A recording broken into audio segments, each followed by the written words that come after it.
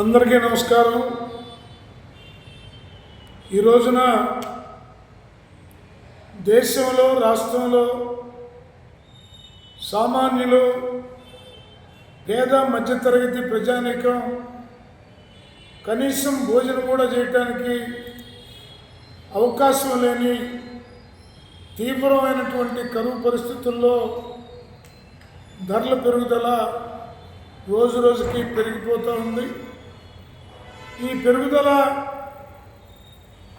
ఎంతవరకు పోతుందో అర్థం కానటువంటి స్థితిలో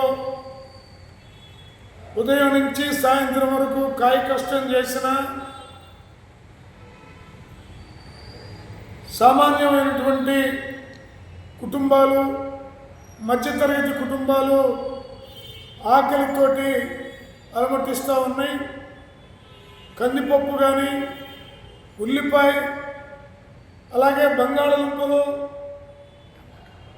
దేశవ్యాప్తంగా వీటి రేట్లు ఆకాశాన్ని నిండిపోతూ ఉన్నాయి. అలాగే బియ్యము, గోధుమ రేట్లు కూడా విపరీతంగా రోజు రోజుకి పెరిగిపోతూ ఉన్నాయి.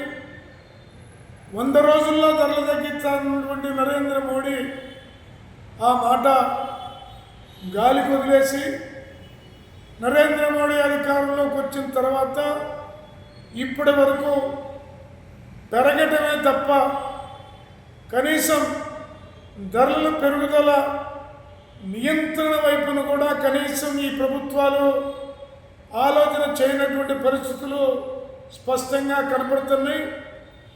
కేంద్రంలో ఎన్డీఏ అధికారంలోకి వచ్చినప్పటి నుంచి ఇప్పటి వరకు పెట్రోల్, డీజిల్, వంట గ్యాస్ ధరలు ఎన్నిసార్లు పెంచారో లెక్క కూడా లేనటువంటి సార్లు పెంచడం అనేది జరిగింది. దాని ప్రభావంగా నిత్య జీవితావసర సరుకుల ధరలు ఆకాశాన్ని అంటుతూ ఉన్నాయి. దీని మీద రాష్ట్ర ప్రభుత్వాలు కూడా,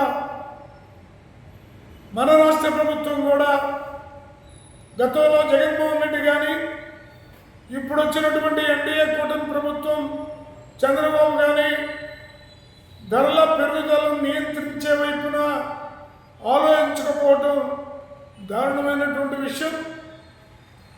ధరల పెరుగుదల నియంత్రణ వైపున కనుక ప్రభుత్వాలు ఆలోచించకపోతే ప్రజల్లో తీవ్రమైనటువంటి అసహనం పెరిగి అది ప్రజా వ్యతిరేకతగా మారి ఎక్కడికక్కడే ఆందోళన కార్యక్రమాలు పుట్టుకొస్తాయని ప్రభుత్వాన్ని హెచ్చరిస్తూ ఉన్నాం.